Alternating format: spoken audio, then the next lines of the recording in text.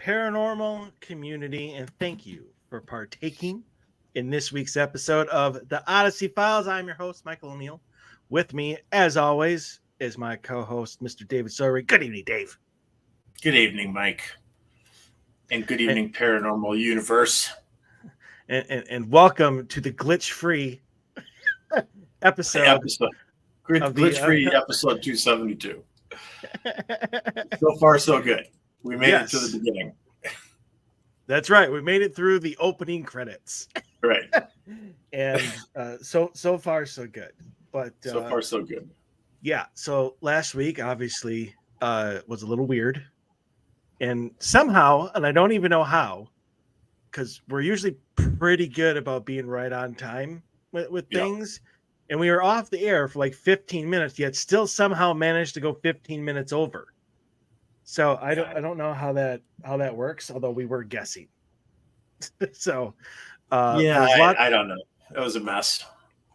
Yes, and the thing that we have to do is it will now be considered the program that shall not be mentioned. There you go. And we'll chalk it up to like it's like our beginning days with all of our Skype issues. Because there's some horror stories that came out of using Skype, trust me. It's the program that shall not be mentioned. Exactly. You just mentioned it twice, and now we're screwed. So yeah, I jinxed us. Any glitches that come from this show from now on, this episode is your fault. It's my fault. Okay. It's your fault because you brought up. I don't have any salt. I would throw some salt over my shoulder, but I don't have any. I don't have any either. I do have water, but I'm not tossing water over my shoulder. No, I'm not tossing water over my shoulder either. I gotta clean it up. It's not happening. Well, mine will just go into the carpet. It'll dry. It'll be fine. Yeah, exactly. I have my green screen behind me, and I don't want to get that wet. So, great show for you guys today. We got another. We got some interesting stories. I'm looking forward to answering pretty much all of them in our mailbag today, and then we have a topic that is part 2. So we did angels last week, or we tried to do angels last week, but got we were thwarted. Thwarted. I just want to make sure I was saying that correctly. Yep. Looks good in my head, but the transfer between mind and mouth sometimes don't work. Classic O'Neill, I know. But I'm chalking that up to demonic influence. They heard us talking about like positive energy and high vibration and things that are good and people that have really great positive stories to share, and whatever darkness likes to fucking stick around that's followed us around over time who's listening or whatever, and they're just like no, there's way too much positivity going on. We're gonna jump in there and start doing some electronic bullshit. So that's what I'm saying happened last week. Yeah, nice F-bomb, by the way. Yeah, I try not. That's the first one I've dropped on the show ever. That is true. I do believe that is it's in your top 3. That's for sure. I was going to say it's pretty rare for me to drop the F-bomb on the show, but when we're talking about darkness, I guess it just kind of pops out of me. Exactly. So part 2, and this is I think a very important thing topic that people need to pay attention to, because so many people out there think everything is demonic. Everything is a demon. Every haunting is demonic. And so we wanted to spend this the second hour of this show going over the different stages of demonic hauntings, signs of them, just things to look out for, so that if you have a haunting, you don't mistake it and freak yourself out by thinking that it's anything more than what it is. Right. Because surprisingly, with all of their like power and thing of manipulation, they have a playbook, and like they always run the split veer or the bomb, or something like that. They always run the same plays. Right. And so as predictable as they are, it's not any less concerning or dangerous. But I think that we have a lot of information to give out that I don't want to say will put people at ease, but may make them a little bit more informed as to what they are experiencing, if anything at all. Yeah, Uh, and on the flip side of that, I agree with you. As we've talked many, many times, 99% of the time, it's probably not a demonic possession.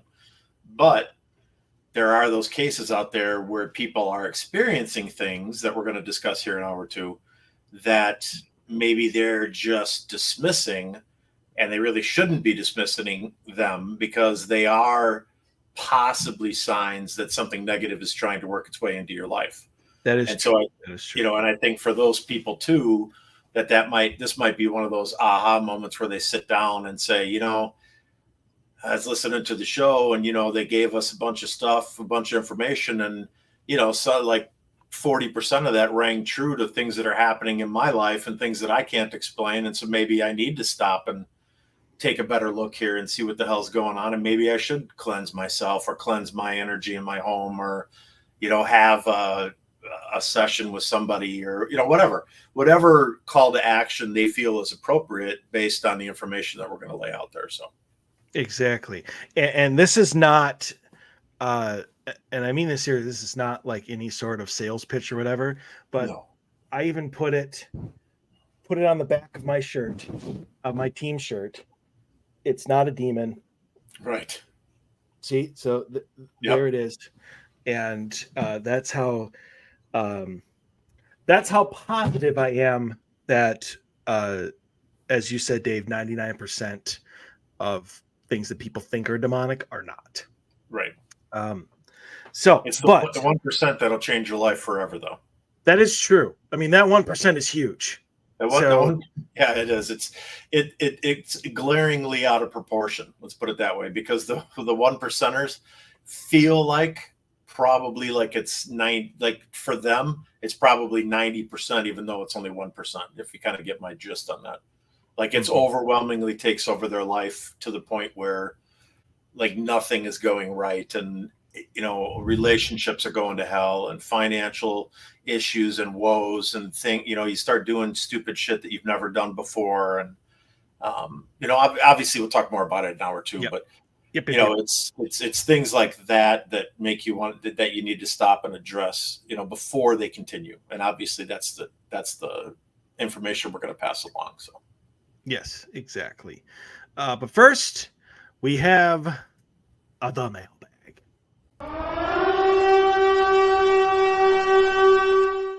The Odyssey Files is proud to present the mailbag.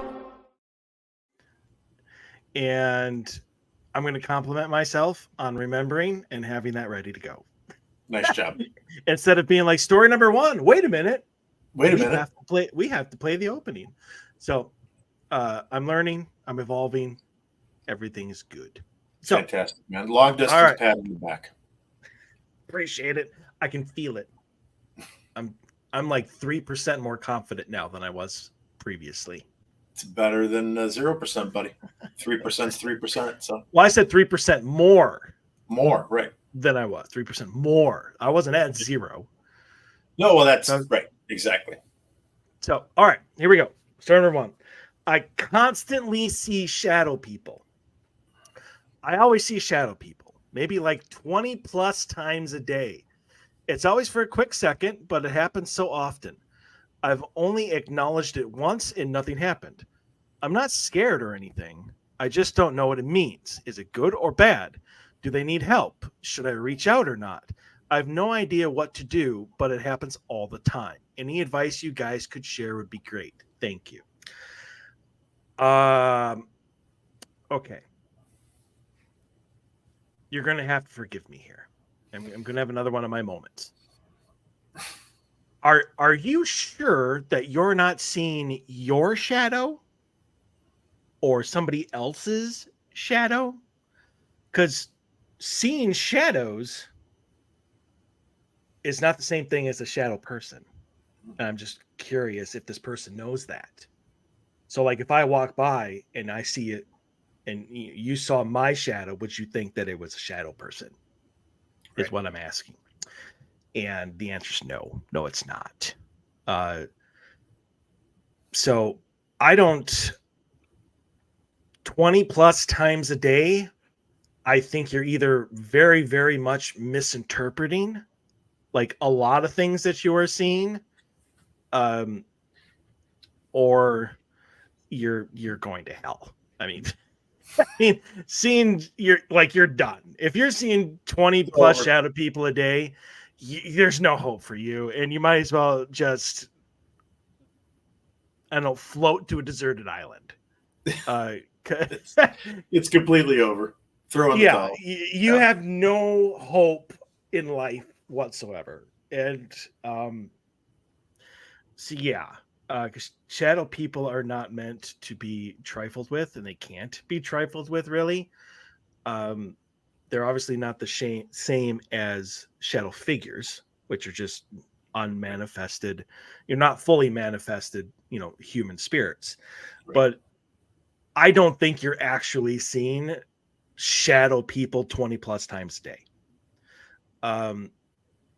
Because that's a lot. Like, I don't even think people see a shadow person every day.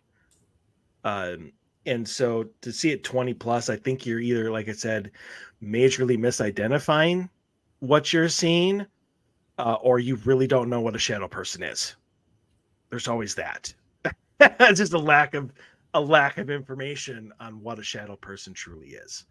Um, that's almost honestly all I have. I don't know where I can go with that because I'm leaning towards this person is just completely misidentifying what they're seeing, and I don't think that they're seeing any sort of spirit or shadow person that many times in a day.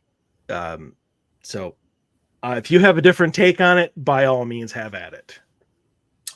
Well, number one, I, I agree with you on the 20 plus times a day. Um, you know, that's a ridiculous amount of numbers. So here's what I would say is happening here.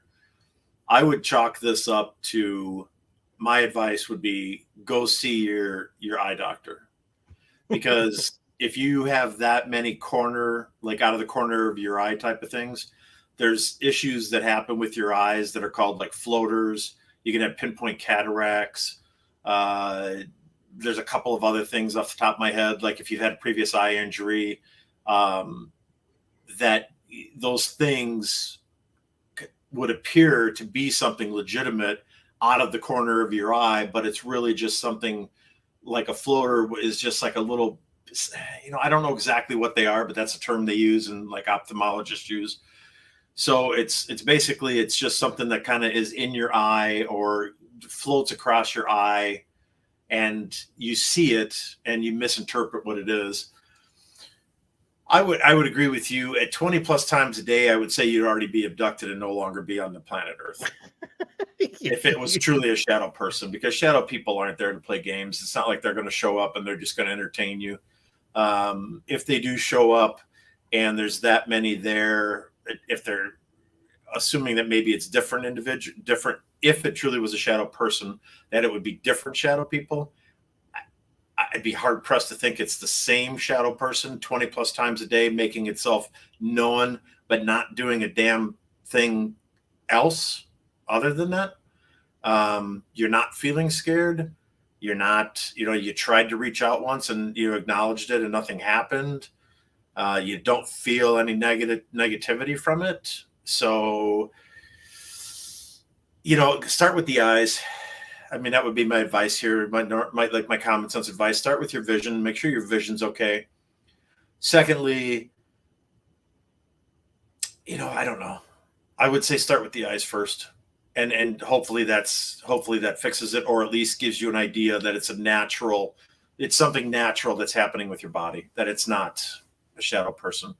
Now, if you get your eyes checked and everything checks out perfect and everything's fine, and you come back home and you're still seeing stuff out of the corner of your eye, then I agree with Mike wholeheartedly that you're misinterpreting or you just don't understand what a shadow person is, that you're seeing shadows, which means that you could be in a location that's extremely haunted because you've got unmanifested or unfully manifested entities that you're seeing.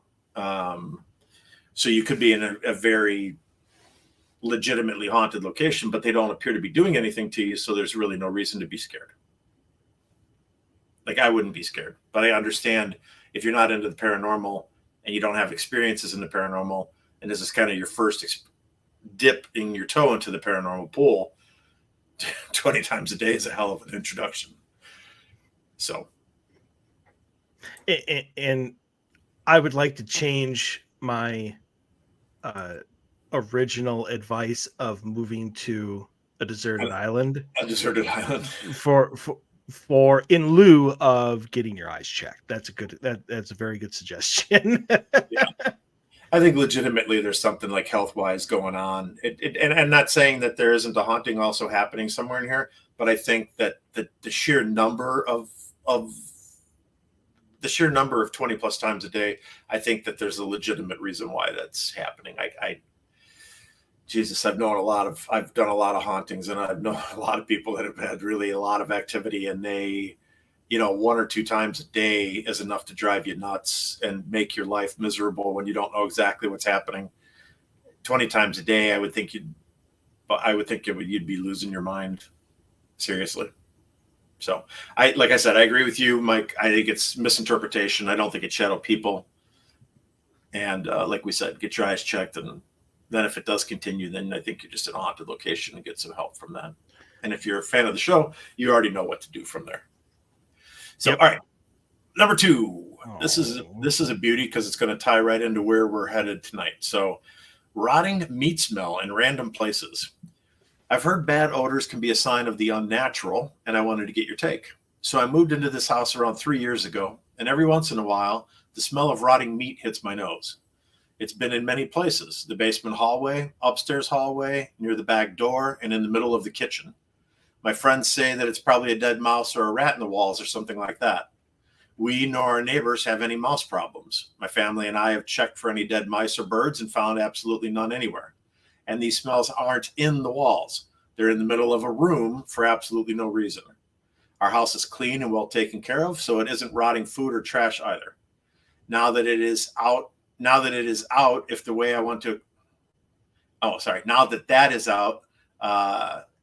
I want to explain it more.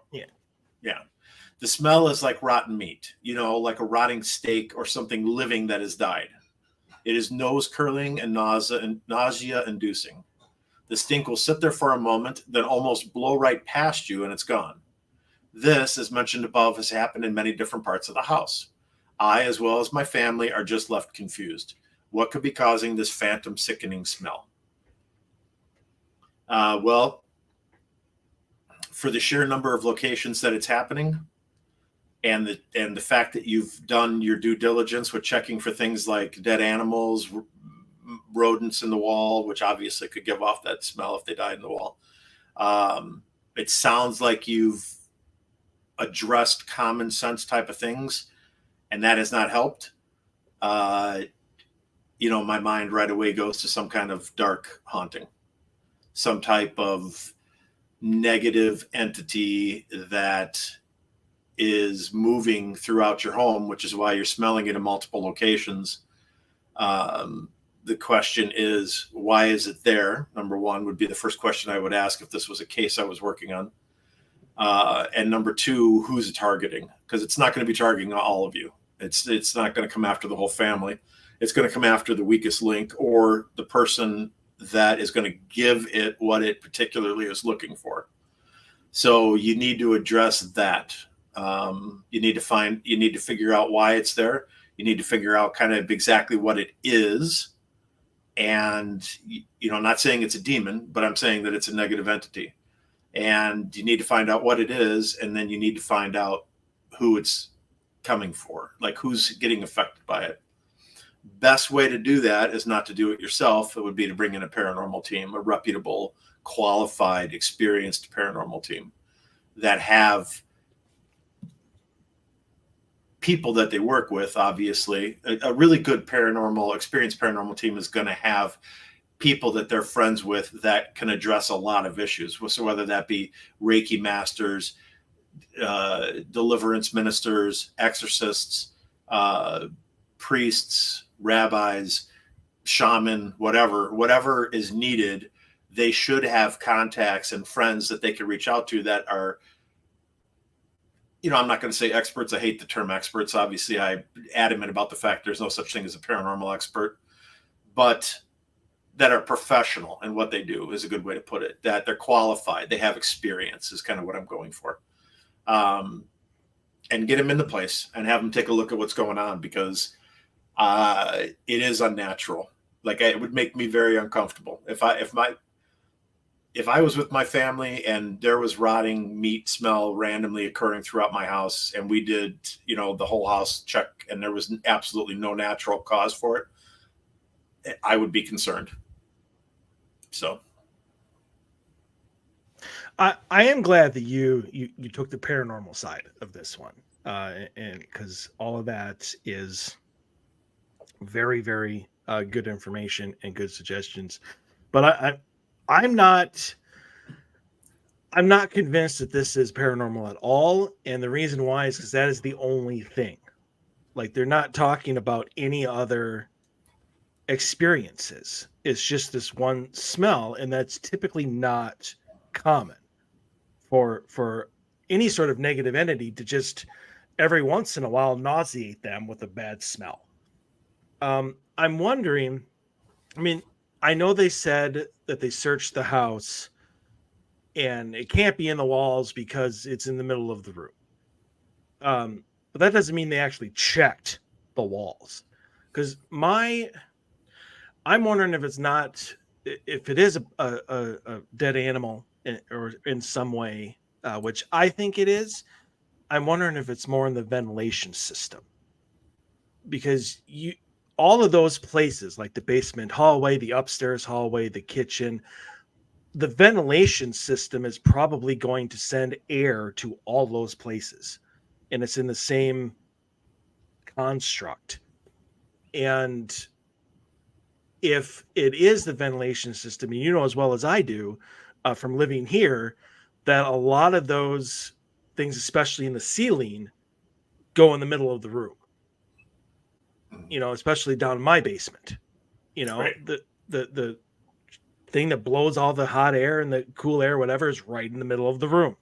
Right. And so if there is something that has passed and you have your ventilation system on auto, which means that certain temperatures have to be reached in order for it to kick on, I'm wondering if that's the cause. And as the air blows through, so does the smell. And because as well as I do, Dave, because I had this happen to me, not in the house, but in the car. You remember that when we kept on going to Dubuque and there was that horrible flipping smell, and we're like, where is that coming from? That was a dead mouse. It was the decaying carcass of a mouse, and it's obnoxious. Yeah, but like, it's nauseating. I get it. I've smelled it. Exactly, but it only happened every once in a while until all of a sudden I heard this like, boom, and it never came again. So I'm assuming it fell out of my engine or whatever it was. Right. But I mean, we've experienced that, and there's nothing paranormal about it. And it happened at random intervals. If we turned on the air or whatever was going on at the time, maybe we had our windows down. I mean, and it just made it so we could not smell it anymore. So, I mean, there's a lot of factors as to why this seems to be going here and going there. But I think that this might still be a natural, like, dead animal type of a situation. And I think before you call in the paranormal team, I think you should call in like animal control, pest control, somebody who will actually go into your ventilation and your walls and look and will know, okay, I smelled this at this point. I know I've smelled that before, blah, blah, blah. Before you go paranormal wise, because I think that there is a natural explanation for why it's in the middle of the room. I mean, even the back door, that's not the middle of the room, but when you come in through a door or whatever, there's typically a ventilation shaft right next to it. Mhm. And so, I mean, I think that is your issue with this. The fact that, like I said at the beginning, the fact that there's nothing else going on leads me to believe that this might be the case. But if you do a full-on search, you bring in professionals to search your walls, and they tell you everything is perfectly clear, take everything that Dave said and Right. that into account, because Right. he is absolutely correct on if it is paranormal, that is the way to go about it. So yeah, that's all I got on that one. So hopefully they find like a dead possum in their heating system. Yes, And it explains everything instead of it being the other way. So I hope that it's not a negative entity. It's just the first place my mind jumped to when I kind of read that. So I'm fingers crossed that there's a good natural explanation for it. Exactly. All right, number 3, feeling of being watched when alone. So I feel watched even when I'm all alone. I've had this feeling for a long time now. I'll be in my room or pretty much any place in the house when all of a sudden I'll feel like someone or something that I can't see is just watching me. I don't feel it when I'm outside, though, which is strange. Outside, I'm fine for the most part. It's mainly when I'm at home. It's been like this for years. We'd move and I'd still feel the same uneasiness even in our new place, and we've moved 3 times now. I'm not saying that this is the cause, but I did mess around with a Ouija board I had made back when I was 14. At the time, I didn't take it seriously and would say stuff out loud that I probably shouldn't have said. I loudly invited basically anything to come forward into my life and try its best to mess with me. It was around that time that I started to feel like this. It could be something else too, but at this point, I'm unsure. Is it possible that I made a bad mistake when I was younger? How do I move forward from this? Uh, is it possible that I made a mistake when I was younger? Yeah, you did. Yeah. But I honestly don't think that that's the cause of this. Um, I know, Dave, you are a big fan of if it is a demonic attachment, they can just come and go as they please, maybe 20 years down the road, and then boom, they, suddenly pop in because you invited them 20 years prior. Great. So I'm going to let you tackle that. So I'm sure that's probably where you were going. Maybe, I don't know. But Probably. It's probably the direction I'm headed. Yeah. yeah. So for me, again, the lack of any other activity leads me to think that there's a natural cause for this. And I think you might be EMF sensitive. And it's obviously, EMF, high EMF or whatever, or EMF sensitivity is one of the main signs is obviously feelings of being watched, paranoia, that sort of thing. It could also be the reason why, if you're standing next to somebody, they don't feel it, but you do, because they're not sensitive to it. It would again also explain why when you're outside, you're fine, because obviously you're not around an enclosed space with high EMF, or even just EMF that's high enough for you to do that. I mean, the fact that you noticed it when you were 14 also coincides with puberty and when your body is changing. And so that may just be a coincidence as to when you started to feel like you were always being watched. I would go to a physician, and just, they have tests for that sort of thing. I mean, hell, even a paranormal investigator could test you out for that. They just have to put you near high EMF and see how you respond to it, and then take the EMF away and see if it gets better. Grant Wilson talked about doing that all the time. I think they even did it on an episode of the A&E Ghost Hunters that he was talking about, that he brought in, he put, the kid or whatever who was experiencing most of it to EMF. And, he had all of these reactions to it. So I would test that first to see if that might be the cause of this. just still because it's the only thing that's going on. And I understand if you use the Ouija board, and it's still stupid for you to do that. I mean, don't get me wrong. Just because you may or may not have actually invited a demonic entity in, doesn't mean that it's okay for you to do that. So knock it off. But in this instance, from my opinion, I would say I think you have EMF sensitivity. But Dave will take you to the other side. So obviously, sorry, I was just jotting down a note. So obviously, with something like this, you created your own Ouija board. We've talked about Ouija boards a ton, and actually, there's a guy who is kind of like the Ouija board guy, like in our paranormal world. And I'm going to reach out to him here and see if we can get him on the show. He does a lot of podcasts. I think that I'd be interested to see what his take on Ouija boards are.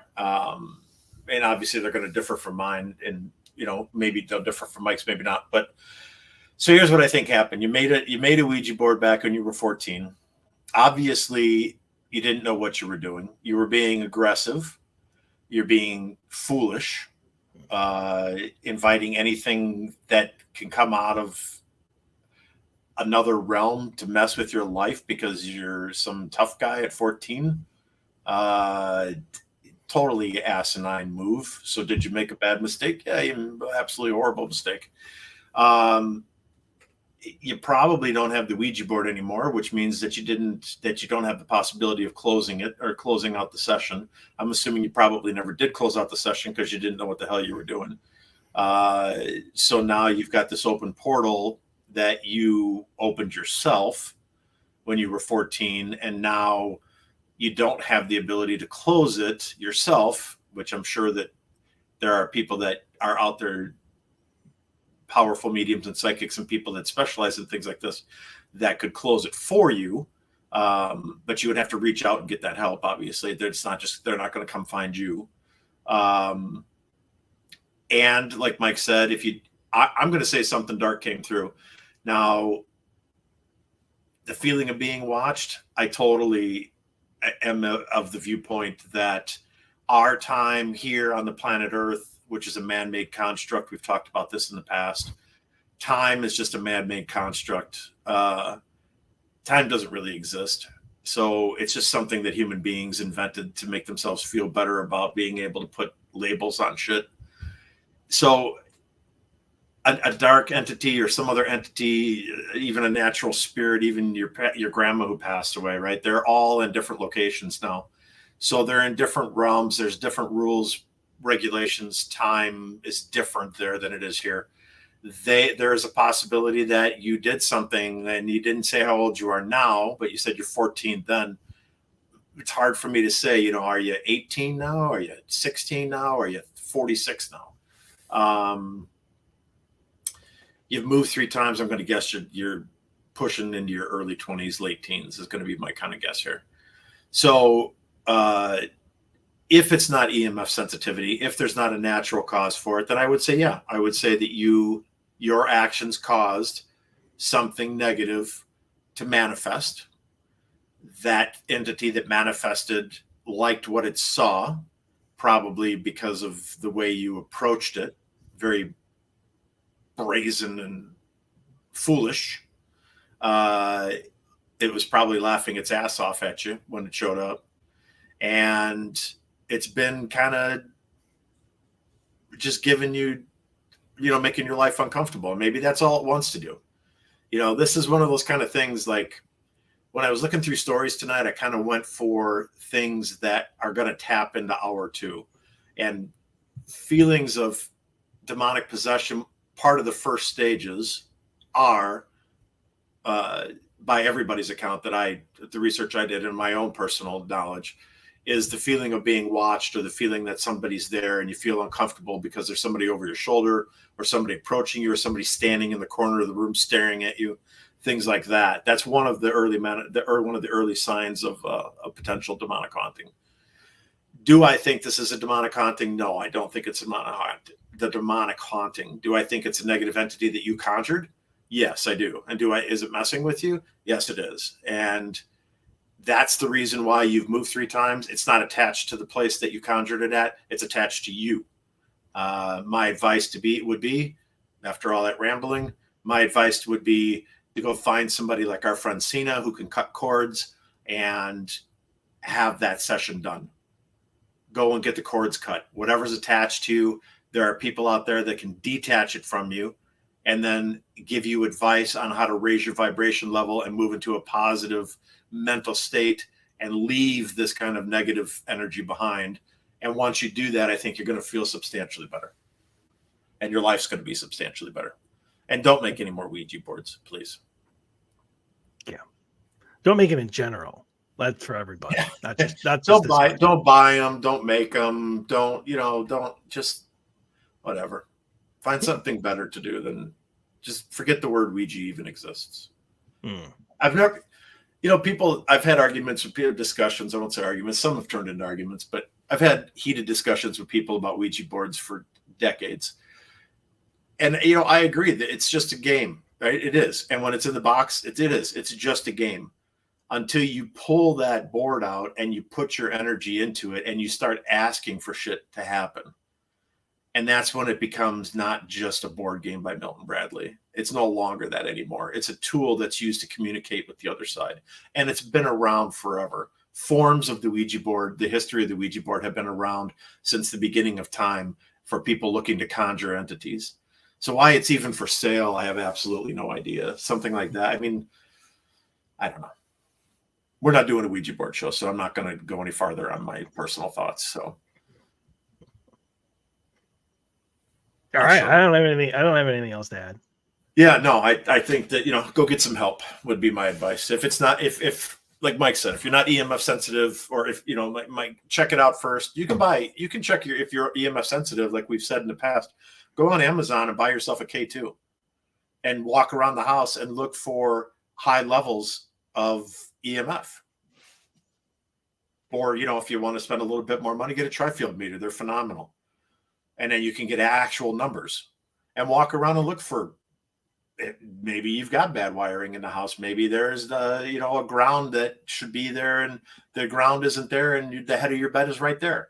Maybe like I shared a while back now, probably a couple years ago on the show, that, and I'm not EMF sensitive, but that my fan that I was using that I had right on the nightstand next to my bed was pumping out a shitload of EMF. And it was messing with my sleep cycle, and I'm not EMF sensitive. So for that to mess with my sleep cycle, obviously, and I showed it by using the device that I use when I'm investigating, it was pegged. And I'm like, okay. So I found what the problem was. I took that fan and I moved it all the way across the room and just had it kind of blowing in the room. Immediately changed. Took like a day and a half, 2 days. Absolutely 100% went back to normal. No more sleep issues, no nothing. So you can buy things to help yourself and take a look and try and find issues for what's going on in your life with stuff like that. I saved this next one especially for you, Mike. But you didn't give it to me. I did. Number 4. Oh, I didn't give it to you. Damn. All right. Well, you want to read it because it's kind of for you. I'll read it. I mean, if you want to read 2 in a row, I don't care. I was going to say, because this is kind of, when I saw this one, I'm like, oh yeah, no, this is, we're not doing cat stories anymore, but this is like a good story because you have said things like what is in this question and the story here. I can read 3 in a row. That's fine. Okay. All right. Are some people immune to paranormal experiences like me? That part of it, not like me. No, right. That's what's in the question. Yeah. Right. I'm just wondering, since you get people who are closer to the quote unquote the veil, does that also mean you get people who are far away from the veil and that they'd never be able to sense the paranormal? I'm sharing an experience I had with a coworker, and it made me think some people just can't sense paranormal phenomena like me. Again, written as part of the thing. My coworker and I were cleaning up the bar restaurant we work at. It's late, maybe like 2 a.m. We're closed. It's just us and our manager who's in the back room. Maybe we're 10 feet apart. There's a big glass panel dividing us in a doorway to the side, but we can see and hear each other perfectly. We're packing chairs away and cleaning tables, and I hear her gasp loudly. I turn around and look at her through the glass and say, "What?" She's just looking around as if she heard something. "What?" I say again, and she starts saying, "I heard knocking." I'm about to tell her that I didn't hear anything when her eyes shoot up the glass panel between us, and she yells, "Oh my God!" Her eyes are clearly fixed on something moving across the glass. I look upwards to where she's looking, and I see nothing. I yell again, "What? What is it?" She looks down at me aghast and says, "Did you really not effing see that?" She's spooked as hell, and I'm confused. By that time, the manager comes out and asks what the commotion is all about. My coworker says she heard knocking and then saw a shadow move across the glass. I said that I didn't see or hear any of this. She thinks I'm crazy. I think she's crazy. But wait, there's a security camera. We convince our manager to check the footage, and you can hear a distinct knocking before my coworkers gasp. Then obviously you see me coming over saying, "What?" And I shit you not, on the security footage, you see a faint shadow move across the glass as my coworker watches, while I look around trying to see what she sees. I didn't see or hear any of this while it was happening, only on the footage. Why could my coworker sense it all, but I couldn't? How on earth did I not see or hear this when it was happening? But I could on the security audio video recording. It also reminded me of when I was young. My brother and I would walk into a room and he would say it felt creepy, that the vibe was weird, and I felt nothing. The room felt normal. Are some people immune to the paranormal phenomena? Are there some of us who just can't see it? Any thoughts on this would be great.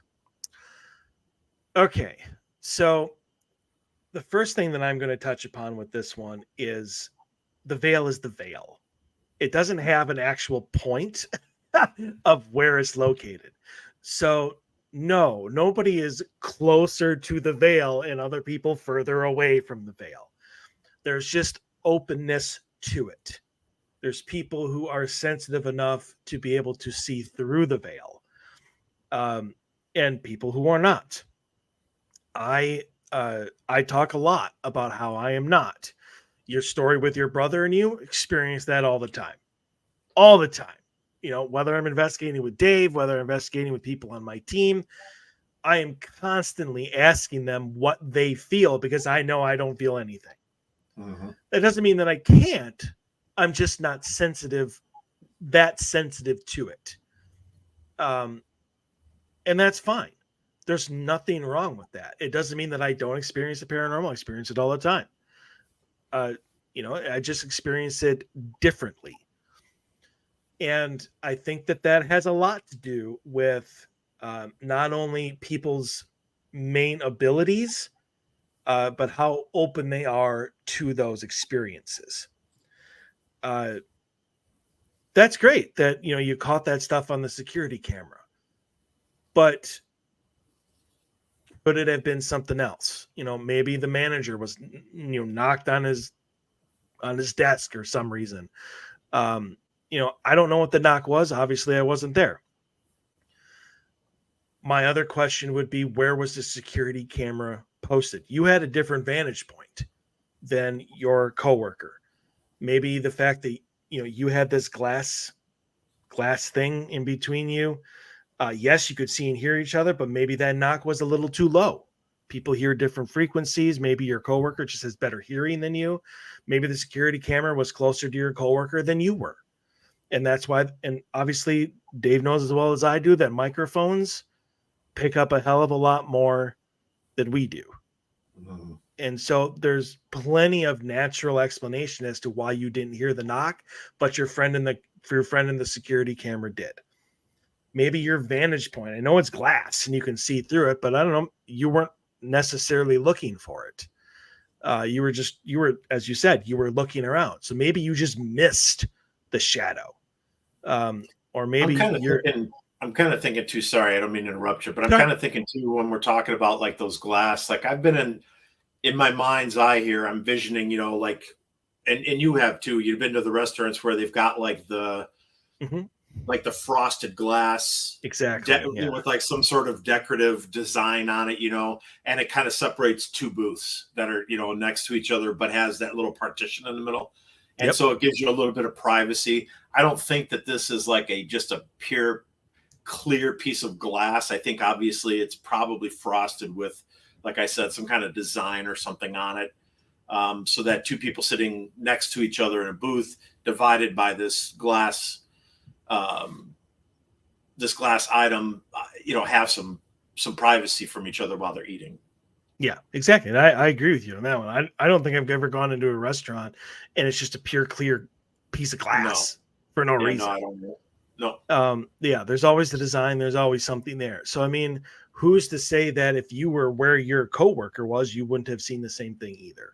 Mm-hmm. You have to take all of these into consideration. And the other thing is, and I'm just going to touch on this briefly because Dave has been a proponent of this for a very long time, and I'm sure that he's going to talk about this. And that is, just very briefly, not every paranormal experience is meant for everybody. Mm-hmm. And uh, and so I'm just gonna leave that there because, like I said, I think you're probably going to talk about that a little bit. Mm-hmm. Um, so I'll let you do that. But yeah, nobody is immune.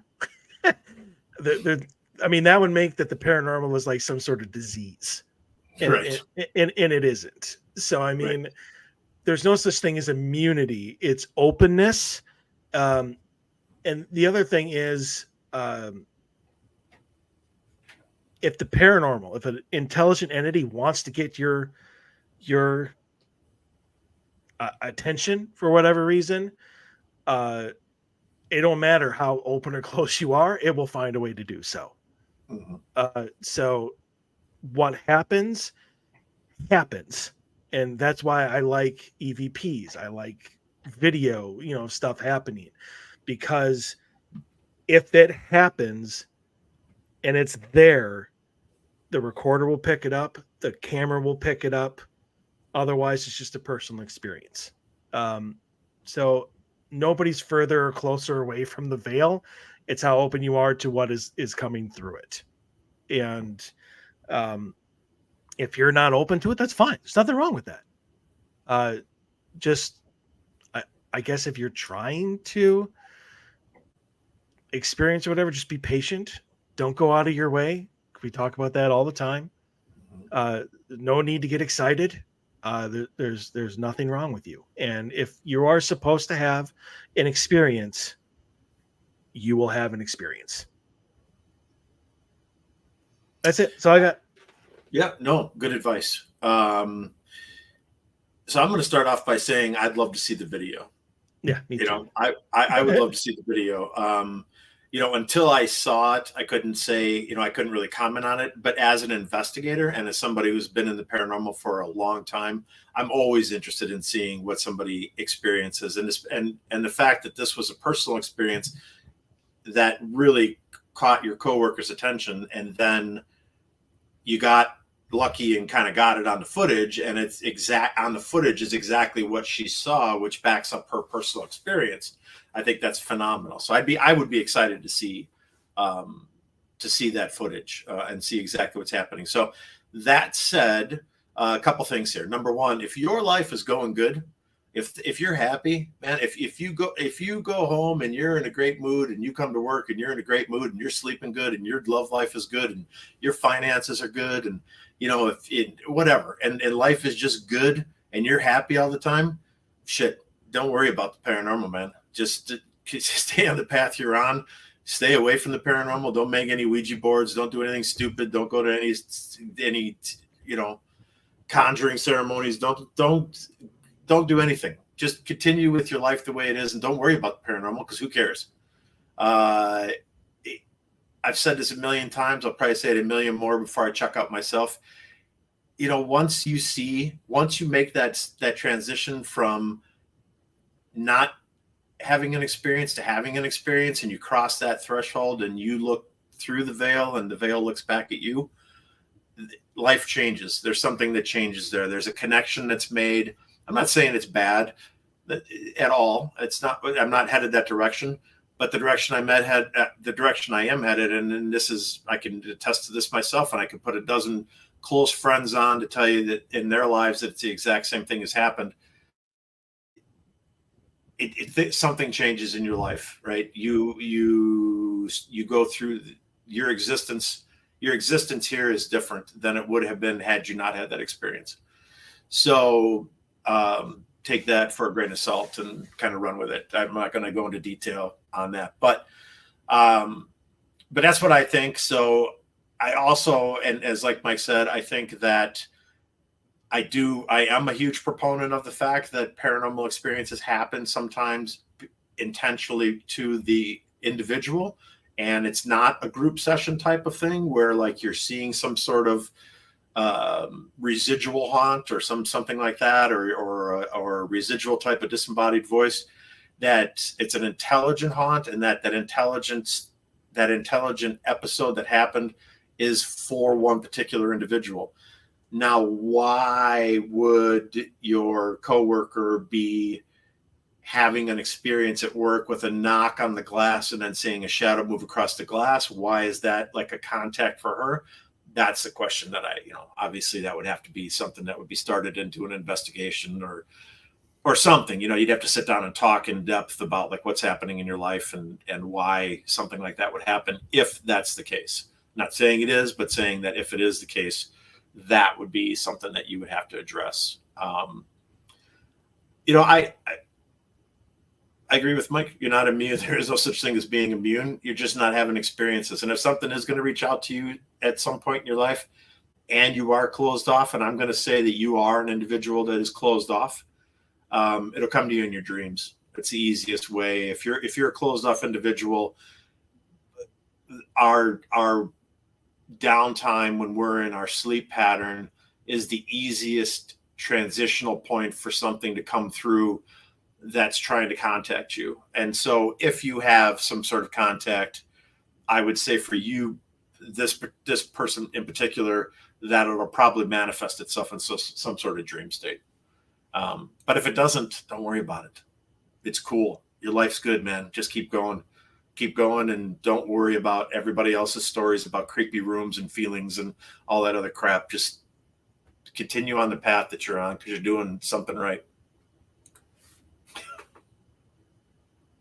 All righty. Well, hold on a second, because let's say we got time for one more, right? Because we got 4 minutes before we got to go to our mandatory break, and then we're jumping into demons. Well, technically, we only have like 3 minutes. But okay, well, make a quick one. Take your pick of the two, because the maggots is a weird one. The other one is, well, they're both weird. So, yeah, except which one you want me to do? I don't know, because hold on. All right. Let's do shadow stepping into me. Okay. Shadow stepping into me. So, well, last night was weird. I was getting ready for bed, and I was standing in front of my large dresser mirror when I saw a really well-defined shadow figure walk from my window right to where I was standing. It reached my body and disappeared, like it had stepped into my body. The figure was about my height and moved at a normal walking pace. I was completely alert when I saw it, but the lighting was a little dark in the room because I just had 2 lamps on. It was still so defined that I didn't doubt at all that it was shaped like a person and that it was walking. I didn't feel anything unusual, and nothing strange happened afterward, but it was still weird, and now that I think about it, a little scary. I just sort of froze for a bit and then looked around. Eventually, I continued to get ready for bed, slept, and woke up feeling just fine. I've been experimenting with astral projection regularly and was wondering if it is connected to that. I did not succeed in astral projecting last night, but I did briefly try after the incident. Anyway, I thought I'd share this with your listeners and hear your guys' thoughts about it. Okay, so real quickly, I'm going to say what happened here. You're practicing astral projection. You left part of you someplace else, and that was the part that you left managed to make its way back to you, and you are obviously gifted, and we're able to see that. Most people wouldn't see it; it would just happen. It's nothing to be scared of. It's your energy that you left someplace else inadvertently while you were visiting someplace else while you were projecting. That's all. Nothing to be scared of. It was just you coming back to you, so to speak. Gotcha. In order to not go over like we always do, Yeah. I'm going to go to intermission now, and Yep. then when we come back, I'll just quick give my thing, and then we'll hop into our topic. Perfect. So, all right, we will be back here in just a couple moments. See you on the other side.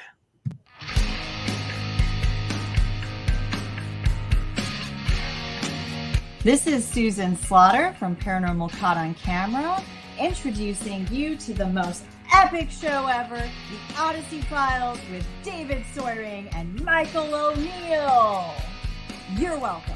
Pew, pew, pew, pew.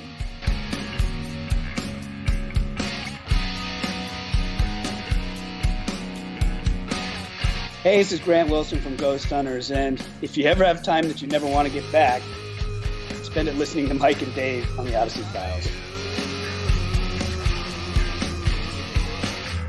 This is Heather Taddy of Paranormal State and Alien Highway. I can't say that the Odyssey Files are out of this world, but Mike and Dave are quite abductable.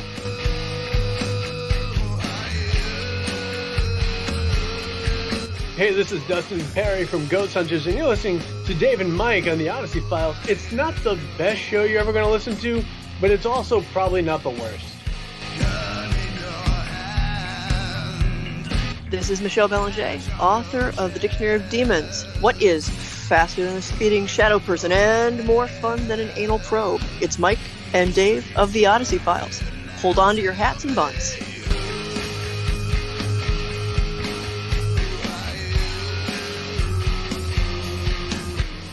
This is Elizabeth Saint. You know, in my journeys, I've confronted an over 1,000-year-old demon from the depths of Shepherdstown. But then, you know what happened? I came across Mike and Dave. And hot damn, nothing could have prepared me for the Odyssey Files. My second favorite radio show. I love you guys. And we are back. So, all right, Shadow stepping into me. Here's my thing. I definitely agree with Dave. I think it was you. Now, whether it was a piece of you that you left behind when you were astral projecting that found its way back, or you from another, I guess, time period, I don't mean like a past life or anything like that. I just mean like, an hour before or 2 hours, whatever. I definitely think that it was you, which is why you didn't feel anything. You didn't feel scared. You didn't have anything bad happen to you. You didn't feel any change because there was no change. It was you. Mm-hmm. And I say that because there's a very, I don't know if it's popular or not, but Grant Wilson talks about this all the time. And they were investigating one of the very famous hotels or whatever, and they had a brand new investigator with them. Well, they actually walked into a room and saw like 3 shadow figures like moving around and doing stuff like that, and experienced them, whatever it is that they were doing at the time. But and it wasn't until later that they actually did those actions themselves.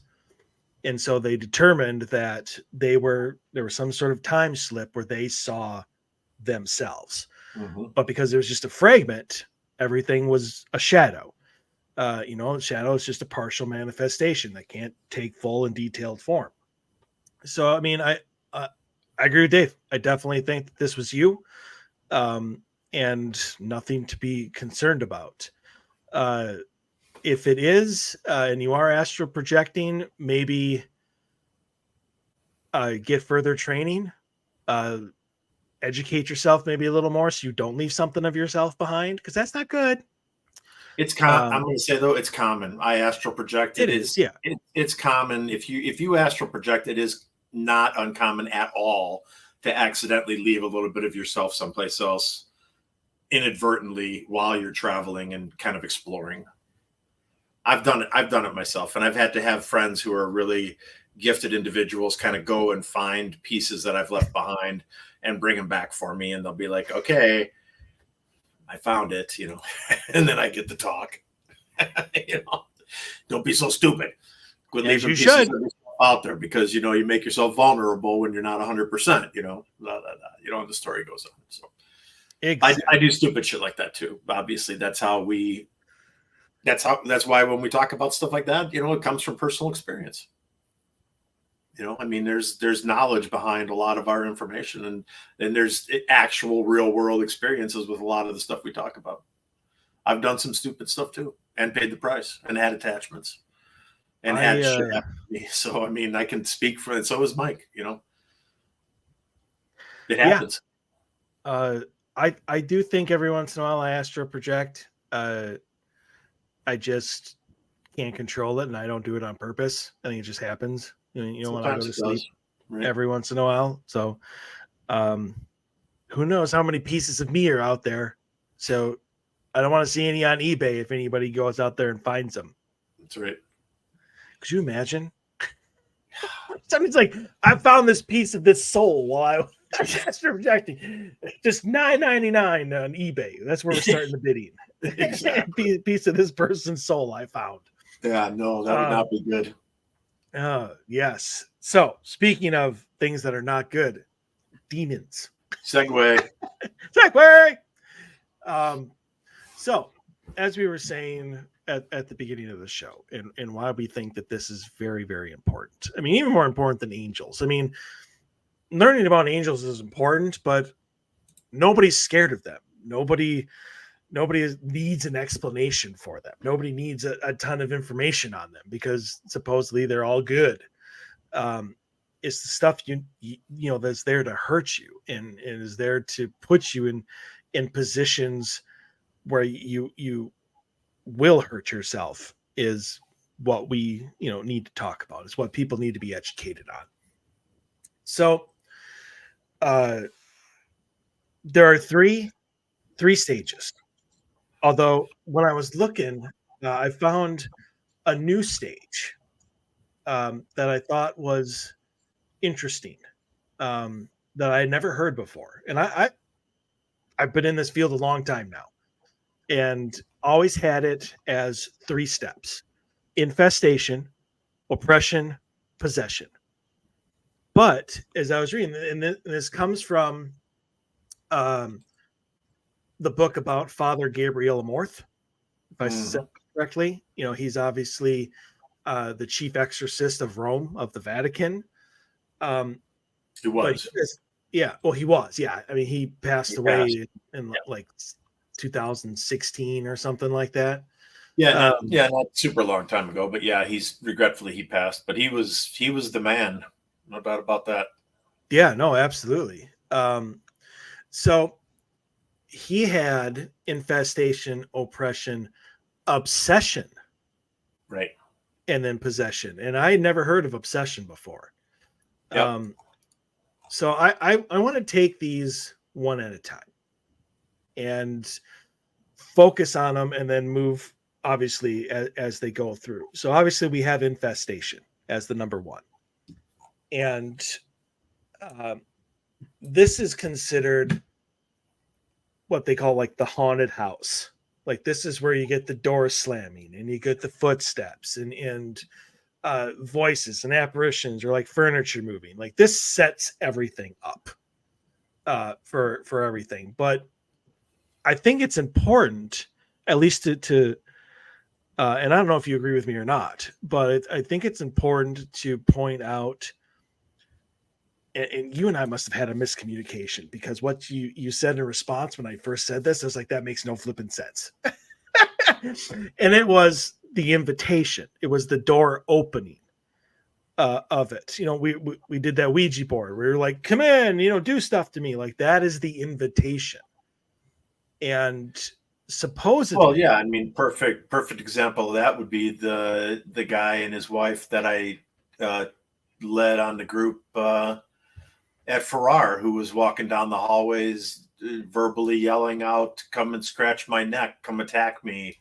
Come do this! Come do that!" I mean, that's a great example of like a real individual in a moment, in a location that potentially something bad could happen. Asking for an invitation or giving an open invitation to be attacked or attached to. exactly. I mean, not to mention the case we did in Prior Lake, where we Correct. we actually did a case study on the show about it, and you know, she was literally taking out the Ouija board and saying, "Come and play this with me. Come and talk to me," over and over and over and over and over again. And that to me is important, because if you take out that step, supposedly, and I don't know how accurate that actually is, supposedly if you do not open that door, they cannot come through. Like they cannot attach themselves to you. What's your take on that aspect of it? You know, I'm probably on the fence. I mean, I could go either way on that. Is it possible that is it possible that it works as a barrier to keep them away or keep them at least from being attached to you? Potentially, yes. Is it like the way I would envision it is this, right? You're going out for an evening camp and you grab your can of Deep Woods off and you give yourself a good hose down because you know before the fire, you know, the campfire gets roaring, that there's going to be, you know, that perfect time of night when all of the female mosquitoes are coming out looking to, you know, suck you dry. And so you put your Deep Woods off on to keep them at bay. Now it's interesting, and kind of visualize that, right? The mosquitoes are still there. They're all around you. They're just not attacking you. And I kind of look at demons, demonic, negative energy kind of the same way. Is it around us? It probably is. It probably is at all times for certain individuals. For everybody, absolutely not. But for individuals that are either prone to it or if they have something that, let's say, demonics want, they're always there. You know, I think that happens? Absolutely. I do think that happens. Do I think Satan looks at one of his legions and says, look, Mr. Anderson has this latent ability that down the road could potentially cause us havoc or cause us harm or defeat this one of my sons or one of my, you know, legion leaders? Do I think that happens and that he sends negative entity, you know, demonic entities out to kind of hover around this individual waiting for him to slip up? Yeah, I think that shit happens. It's the same thing as having a guardian angel. It's no different. We have guardian angels. We believe in that. We have guardian angels around us all the time that help guide us and help us keep us making stupid mistakes and get that whisper in your ear every once in a while, or that gut feeling when you walk into a situation where you're like, I shouldn't be here, or I shouldn't do that, or somebody invites you to do something and you get that.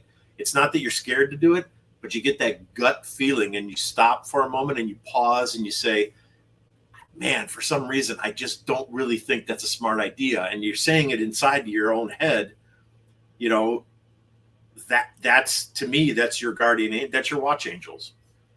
That's somebody who cares about you, that is looking out for you other than your own common sense, that is telling you, hey, don't go participate in that. That's a bad move and nothing good is going to come out of it. I think it's the same thing with the demonic. I think they're around us all the time. Make a mistake, it's an invitation. Just got to be very careful not to make that mistake. You got to be, you got to be very careful. You know, be wise in what you do. Don't make homemade Ouija boards, right? Don't Yeah, exactly. I don't want to keep beating a dead horse on that, but I'm just saying, like, there's a perfect example. Don't make a Ouija board and then be all brazen and all puffing out your chest talking about how anything is invited to come mess with you because you're a tough guy and nothing can mess with you. That's bullshit. There's a whole world of shit that can come mess with you. And regretfully, you probably invited something in. And, like I said, but not going back to wasting time on that story again, but as an example.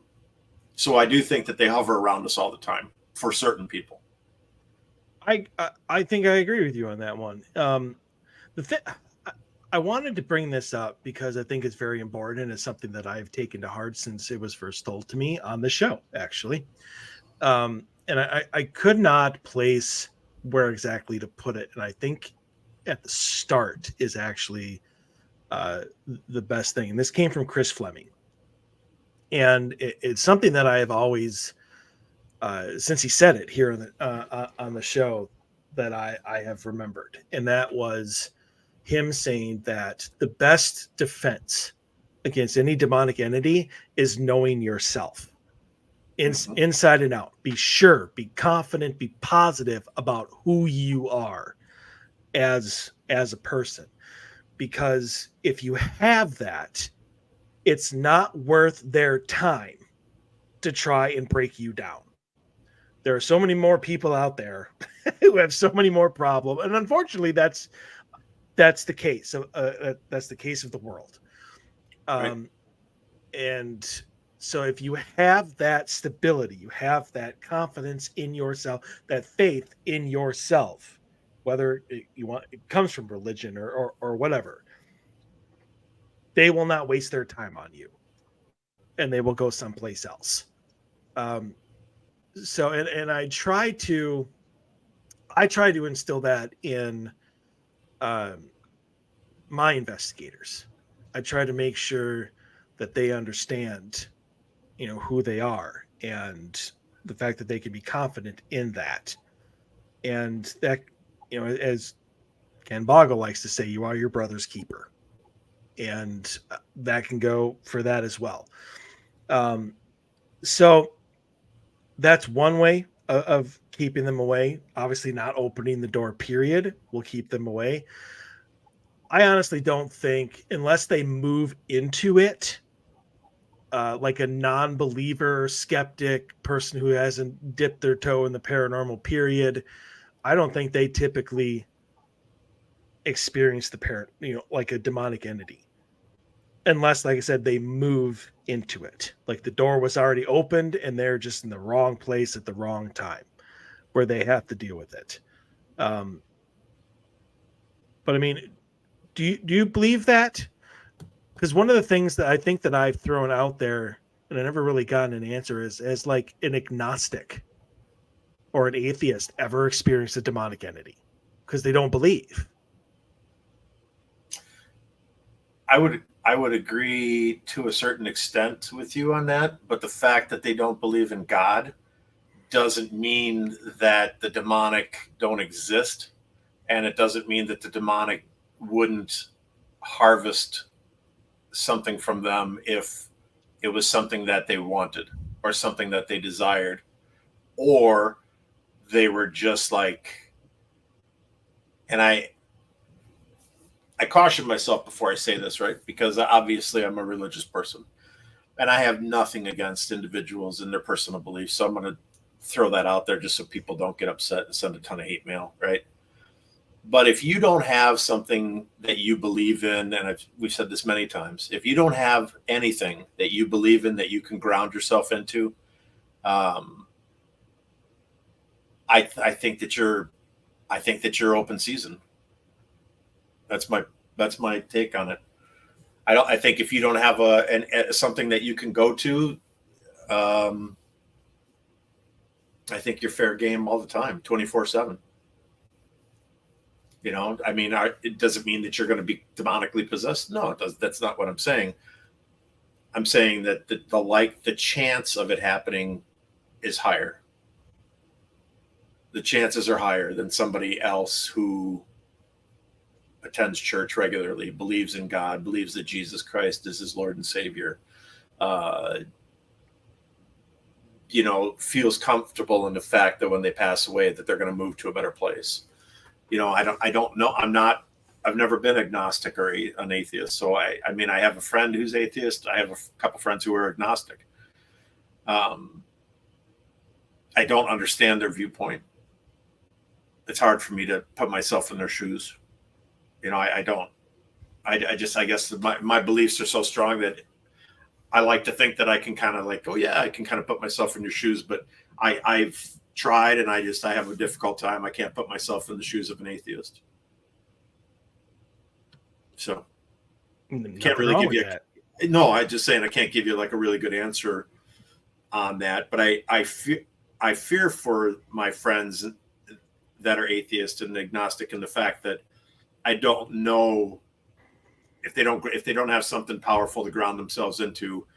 I think that they're always potentially in harm's way of something negative trying to enter their life. Could be. One of the other things about the infestation that I guess I didn't like, I've seen a lot of these reenactments, and I've read a lot of stories about how these things build and build and build, and that's kind of their main playbook. Is they start out small, just enough to make you uncomfortable, to make you, second guess stuff, to start building up the fear. But and one of them obviously is odors with no discernible source, which we had the story from previous. Right, but one of the yep. Exactly, blood or body death. odor. Body odor is another one. Oh yeah, garbage, body odor, sewage, right. rotten eggs. I mean, anything that's enough to make you nauseated is part of that. But what this thing says, and this again came from the Father Amorth, says rather than affecting people, infestations affect only property, objects, or animals. I've read that too. I guess I didn't particularly put that part together, because I always did it as like the doors closing and the footsteps and the voices and stuff. But I guess I did not. Maybe I just didn't know the line that the infestation was not dealing with the people themselves, but everything around them, their environment. And then obviously going forward into step 2, which is oppression, that is where obviously they start to deal with the people themselves. Right. So, I mean, do you have anything on infestation that... No, nothing that we haven't nothing really that we haven't kind of brushed over at least or talked about. I did find that a little bit interesting too. I've read it many times in the past, and I read it again today on different like web pages and or articles, newspaper articles, books, reviews, stuff like that I was kind of looking through that said the same thing as what you just read. So I can see that happening. Like I'm as you were reading that, I'm kind of thinking back, like I've had a couple of cases that I would consider to be demonic cases. And when I think back to infestation and stuff like that, on how that could have happened, I can see the residual effects of some of that in those cases. So, I guess I would just, I'm not an expert on that. I guess I would just have to run with it. Father Amorth knows a hell of a lot more about that shit than I do, or he did, So right. I'm going with him. I'm jumping on his boat, and I'm going with him because he's I forget what he had said.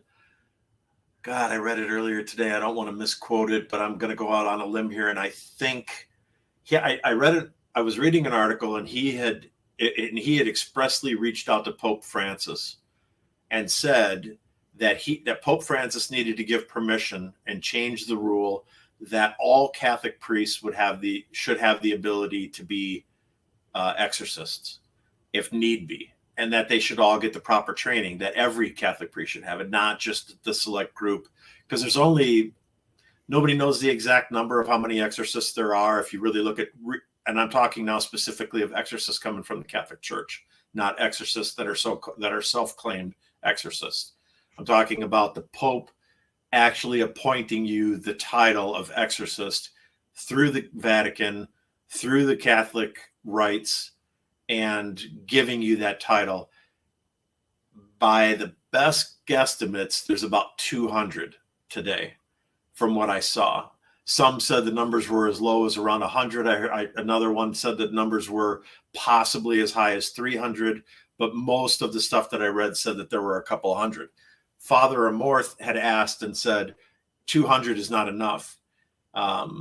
In his lifetime, he had come across, and again, I'm sorry if I screw this up, I think I'm right, 160,000 cases that he personally oversaw during his life, which is an astounding number of cases. That is amazingly big. That's a lot of demonic cases. It's an astounding number of cases. And he didn't specifically say that they were all demonic, but they all had the signs. You know what I'm saying? That it wasn't necessarily a full possession where he had to go in and do 160,000 exorcisms, but it was cases that were going down the path, or other people had obviously investigated to the point of, hey, we need you to come in and take a look at this, right? Something is not right here. You know, this person is speaking fluent ancient Latin, and they don't, and they have a third grade education. They're doing things like superhuman strength, or they're quoting, ancient scripture from, Sumerians, right? I mean, just shit that is just off the wall. There's absolutely no way you would have any ability to do something like that. When things like that happen, obviously you're not you anymore, right? Something has entered you that has this incredible knowledge that is acting through you at that point. Right, but that's skipping forward to like step. Yeah. Right. So I mean, I'm talking more about. Sorry, I was just more about Father Amorth and trying to kind of saying that he wasn't fully. I don't think it was fully 160,000 possessions, but it was 160,000 cases that he attended.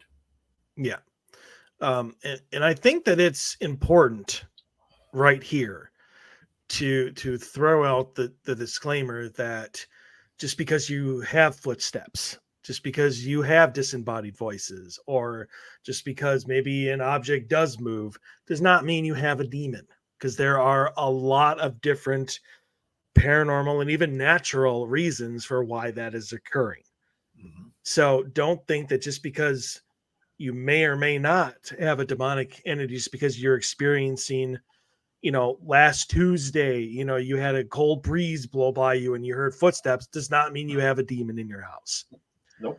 So it means there's potentially something paranormal potentially happening in your house, but don't throw the big D word on it. Right. And so if you have that, pay attention, just like you should.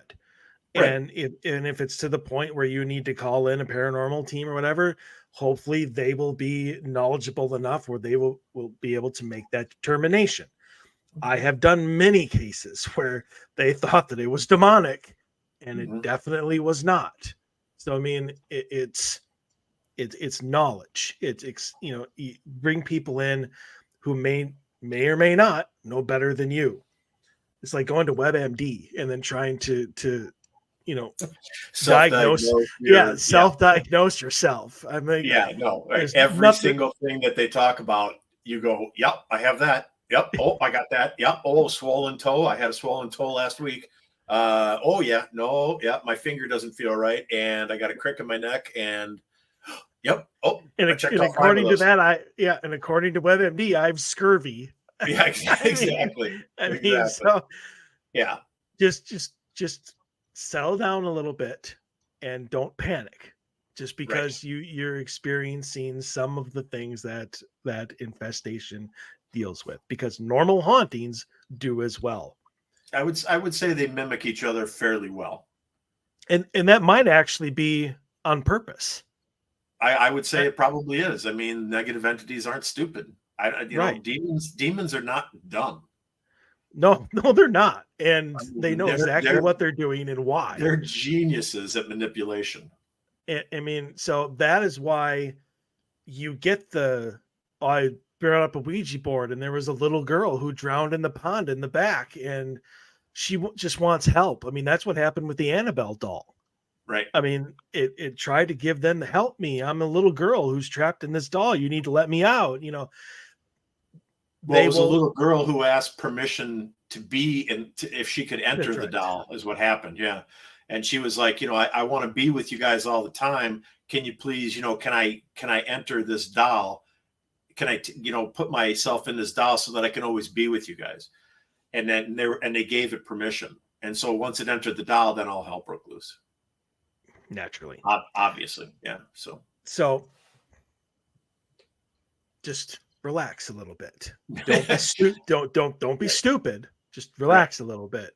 There are and there are stages, right? So if it stays stagnant, if you have like you said earlier, I'll just take exactly kind of what you said, like a slamming door, a window slam, a cold air spot in your house, a flickering light, feeling of being watched, right? Let's just throw just a few things out there. If those things happen, but they never progress, then obviously I would not throw the demonic word or title onto that at all. I would say that there's something going on at your location or with you, but that it's more than likely a human spirit, either trying to reach out to you to get your attention because it has a message for you.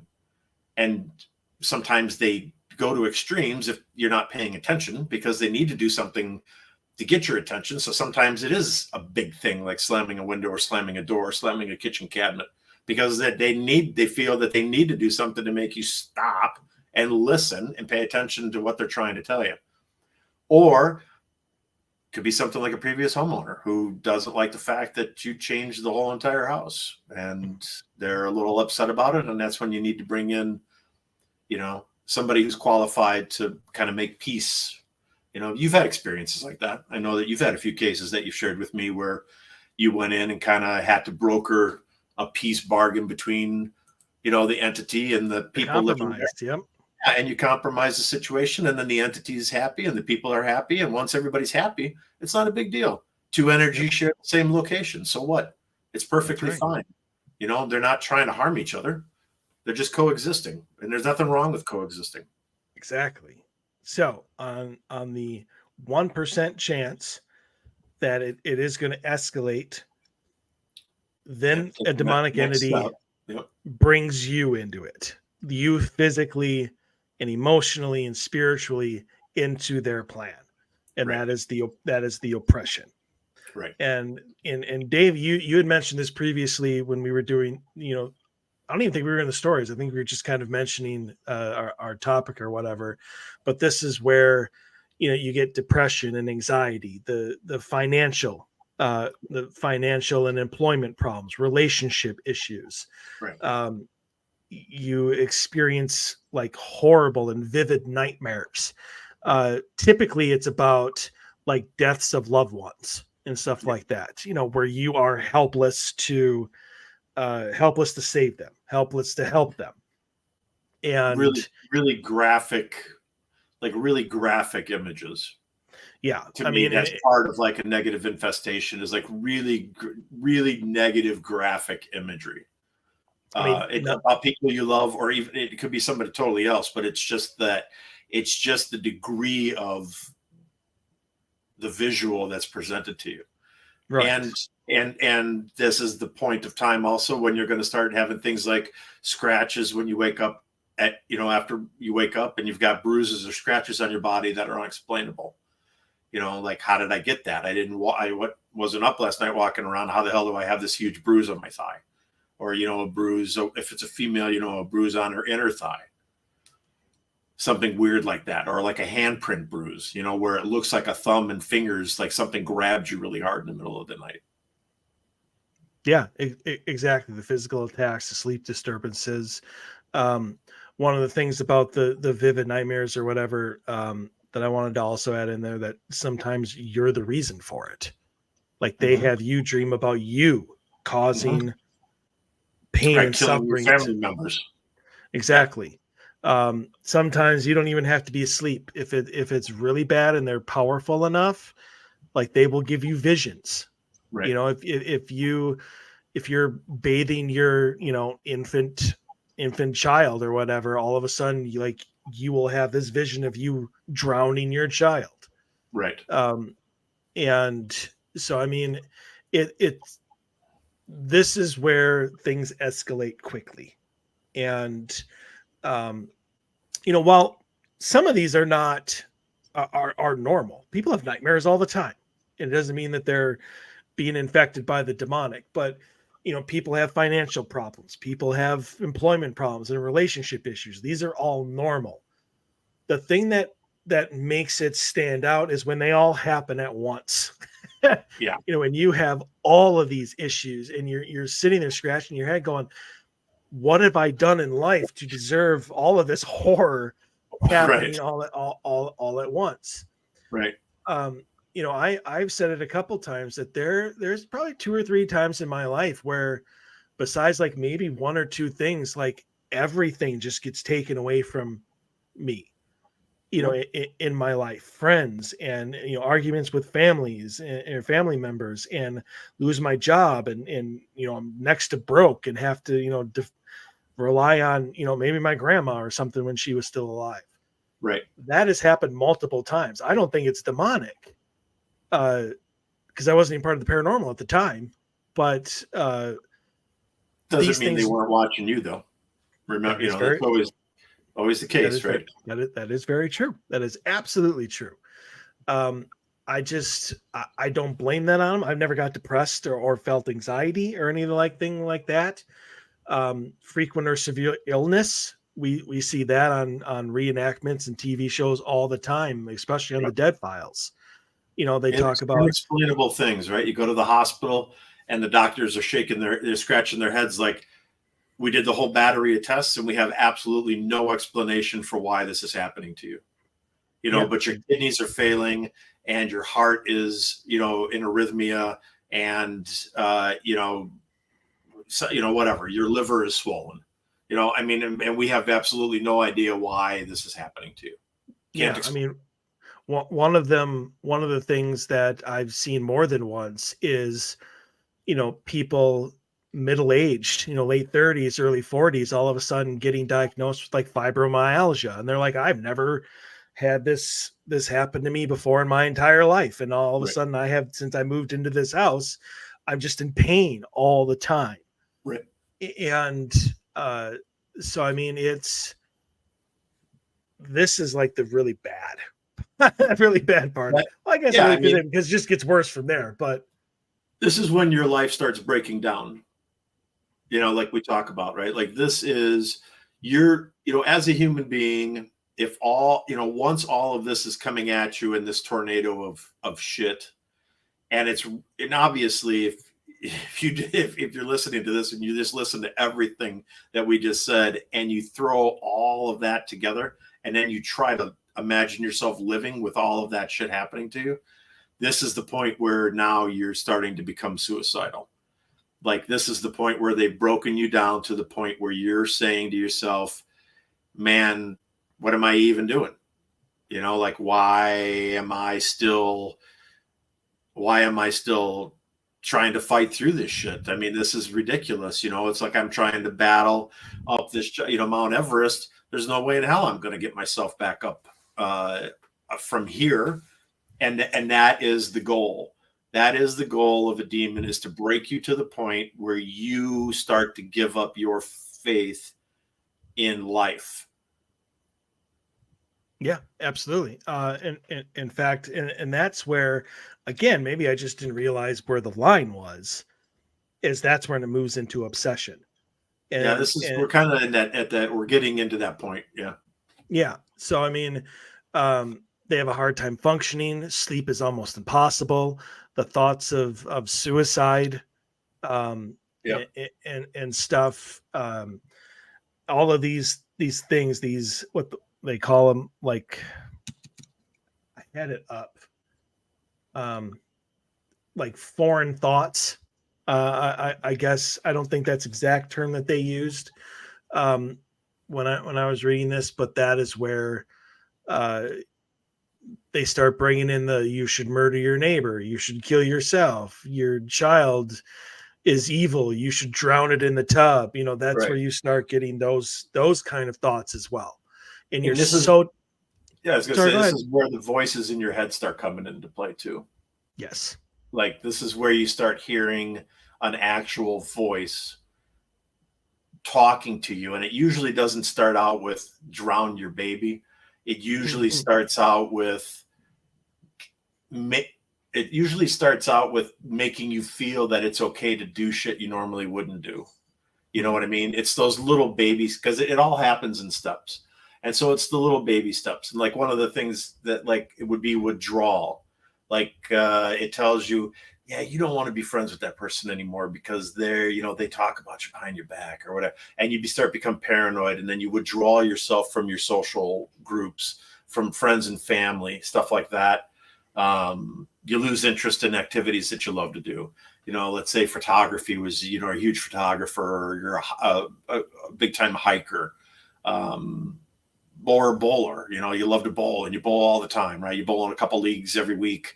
You're bowling a couple nights a week, and you bowl on the weekends. And now all of a sudden you just look at your bowling ball and your equipment, and you just, have a disdain for it. And you're just like, yeah, why am I wasting my time with something stupid like this? This is just stupid. I got better things to do. And then you sit in a chair in your living room and you do absolutely nothing. That's kind of like the breakdown that's happening here. The voices in your head that are telling you it's okay, right? You shouldn't be bowling. You did the right thing. Mm-hmm. You shouldn't hang out with so-and-so anymore. You did the right thing. And they give you that self-comfort, that pat on the back that you did. Oh yeah, that was a great move. Then that leads to steps like, yeah, your mom and dad, this is their fault that your life isn't going well. Look at how good they're doing, and they don't, they haven't shared any of their success with you, and you're struggling, and and shit like that, man. And I have not experienced it. I'm not like reliving personal stories there. I'm just saying, that's the kind of thing that pops into their heads. And all of a sudden, now it's like, you should kill your parents before you kill yourself. So you go get 5 gallons of gas and you shoot your mom and dad in the head, and you light the whole house on fire and burn yourself to death. And people might say, Dave, you're an idiot. That's extreme. That shit never happens. Yeah. You know what? This shit happens all the time. Sadly, yeah, it does. It happens frequently, more frequently than it should.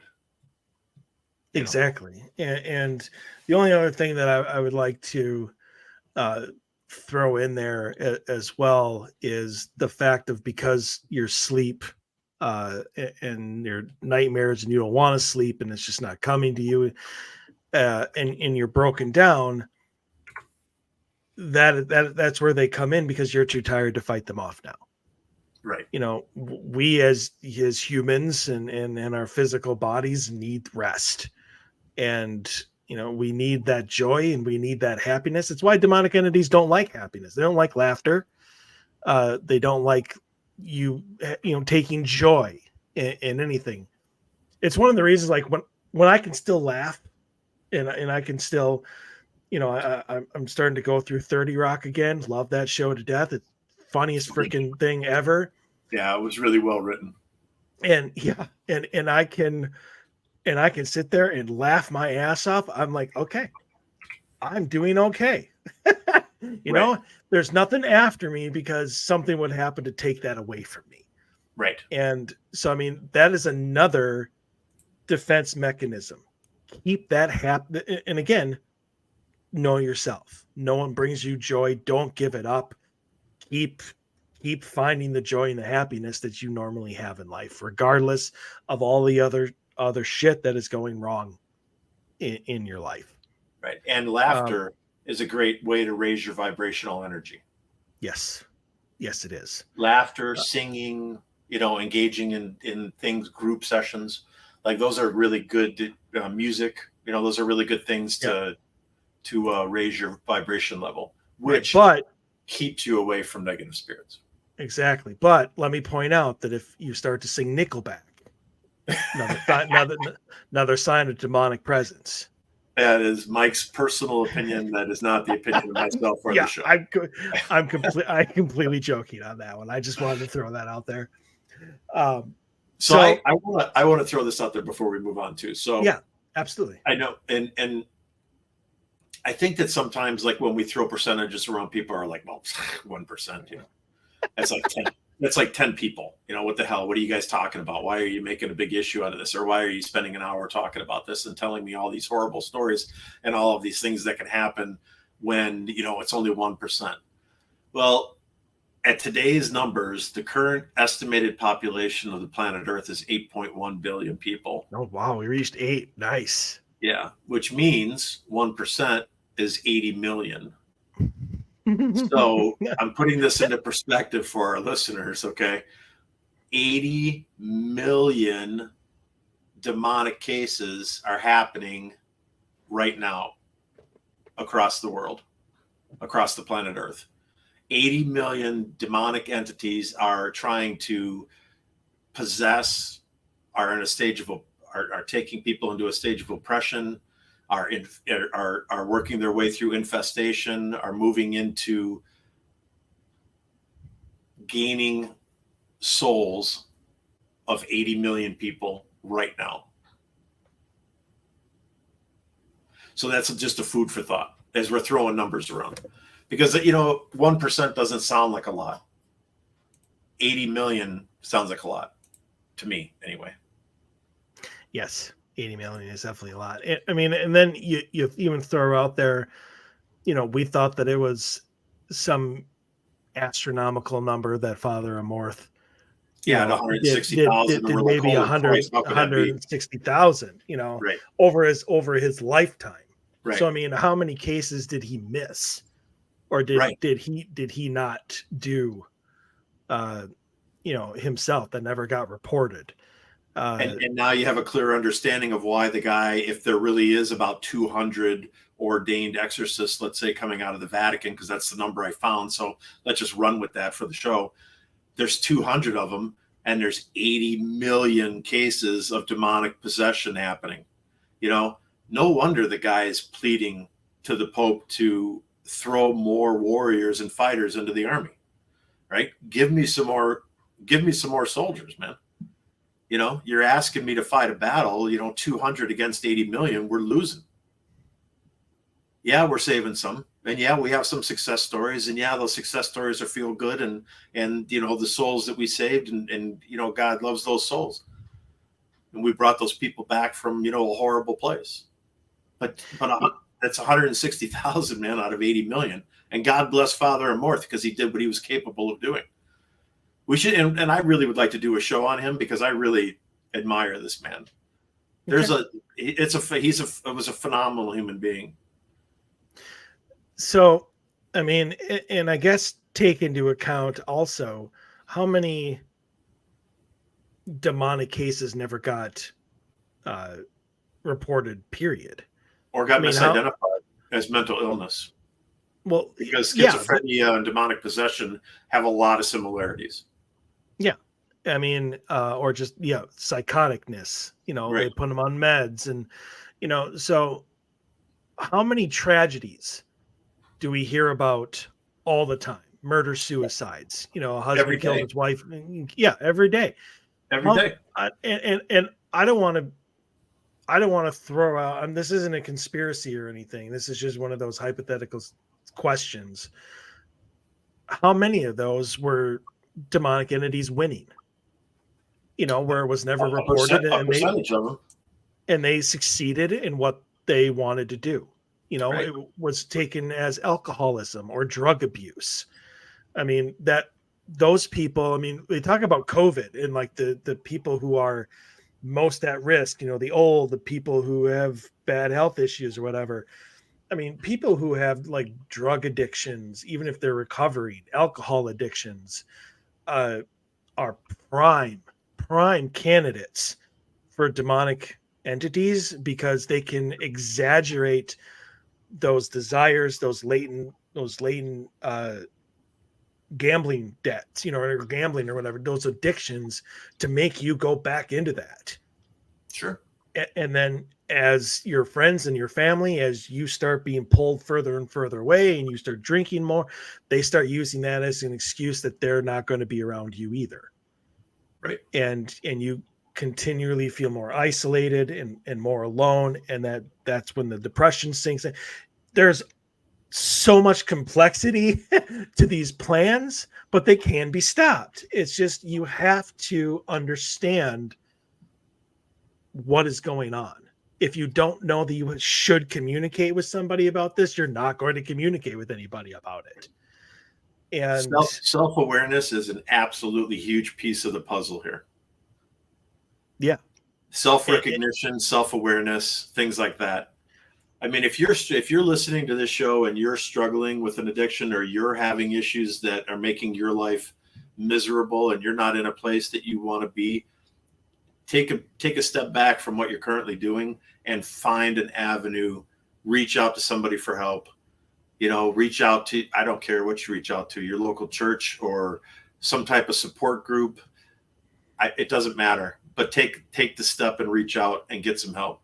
Reach out, ask somebody go reunite with an old friend, somebody who used to bring joy to your life. Do something different to break the cycle and bring more positive things into your life, because more positivity into your life raises your vibrations. As you raise your vibrations, you distance yourself from the lower vibration entities that are the things that are dragging you down and bringing you down to their level and are destroying you.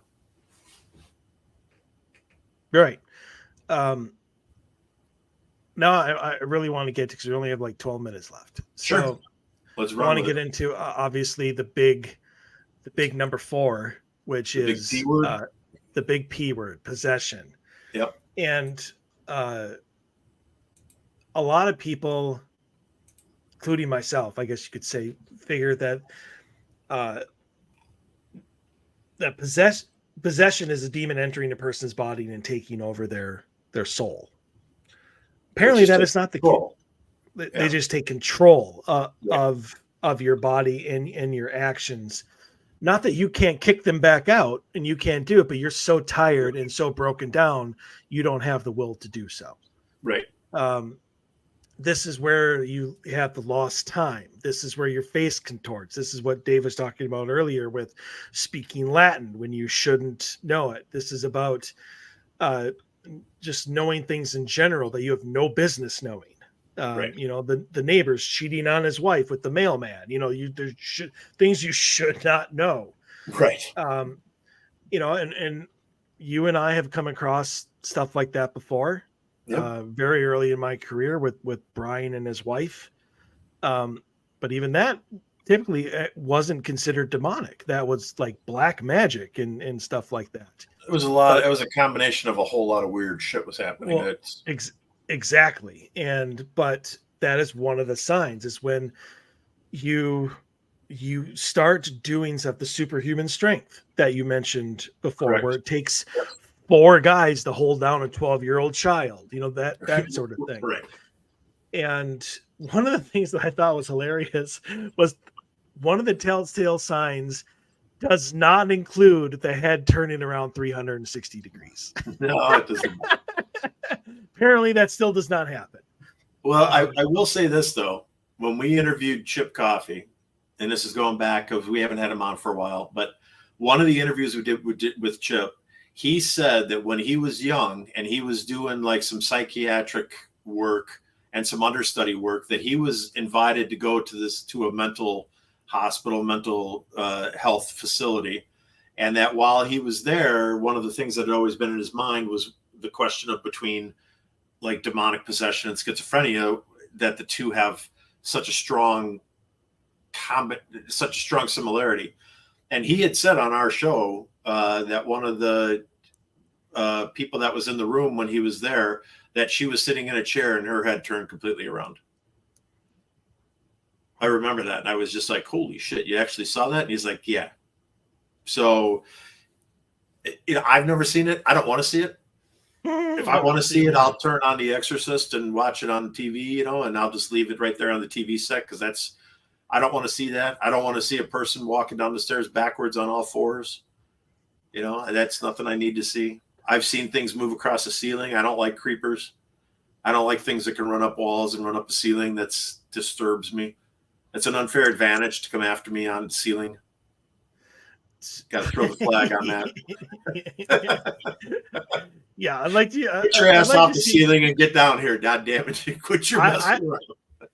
I would like to see that exchange between you and some ceiling crawling demon or whatever. Like, that's not fair. You get down here right now. That's exactly what I would say. There'd be a few F-bombs, a few GDs, and I'd be like throwing some words around and be like, get your ass off that ceiling right now and get down here like a man and get on this ground where we're all standing. So I came across this website, and I want to make sure that I mention this because I think that this is idiotic.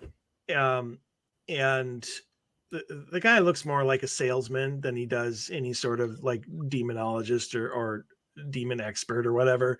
But he had like the 10 signs that you have a demon.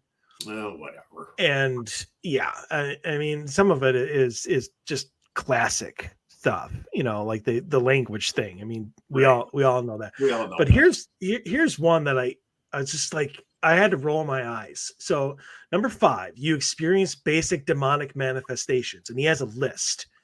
So some basic manifestations that occur by a victim of demonic possession are sneezing, coughing, yawning, shaking, convulsing, contorting, not being able to make eye contact, eyes going back and forth, gagging, choking, or vomiting, mocking laughter, getting lightheaded, heart palpitations, and burping.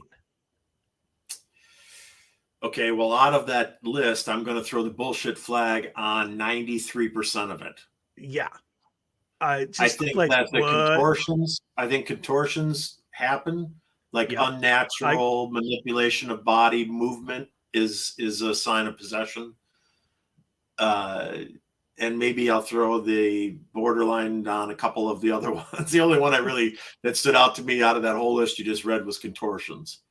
Maybe the no eye contact. I've seen that happen before where an individual is, if you walk into a situation and you bring in a lot of positivity and you're going into a demonic situation as an investigator now, okay?